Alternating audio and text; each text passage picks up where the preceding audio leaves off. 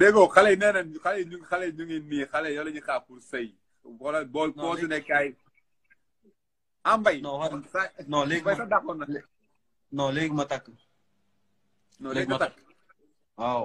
xale bi amoon 13 ans léegi am na 18 ans bon wuyu mbay 15 16 ans 16 ans mbay neen tàppet nga moom loolu lay wax nee na man bëgguma jël responsabilité dama tapet ma ne ko waaw ok baax na comme tapet la baax na bàyyi ma noonu 16 17 su ma motee rek dinaa takk jabar non am na 18 ans kay xale bi 13 ans bi léegi am na 18 ans léegi bon am na normalement am na xaw ma de non mais gars yi ñoo xew a gars yi ne saa lu muy xaar pour takk jabar instant bi nii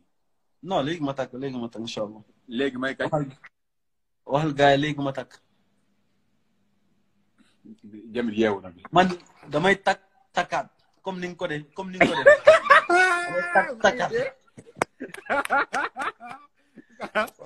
damay takkaat ñaar jabar laay takk aussi comme yow rek yow la yaay suñu capitaine comme damay topp capitaine yi rek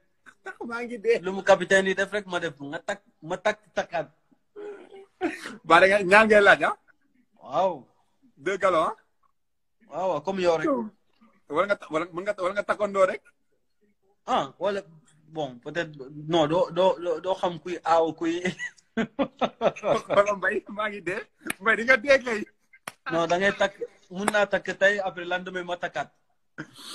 da ngay def kon dimanche def lundi wala nga def samedi ba pare après def lundi wala non samedi dimanche sa baax na samedi dimanche takk samedi dimanche ba antan nga loolu antan nga ñaar di nga antan ñaar yooyu waxoon nga ne ñaar rek moo wóor du loolu na Sadio ko yàq wax de waaye boo ma ko waxul n'est-ce pas soxna si mu ngi sa wéy boo ma ko waxul fasel benn nga xool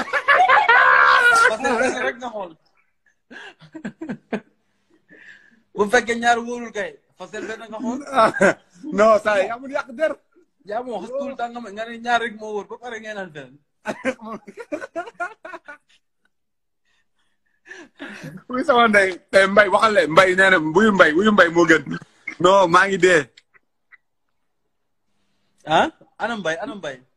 mbay nee na ñeme woo mbay nee na yow ñeme woo quoi nee na doo laat sax benn bay laat ñaar non bàyyi ko rek damay surprendre gars yi bàyyi rek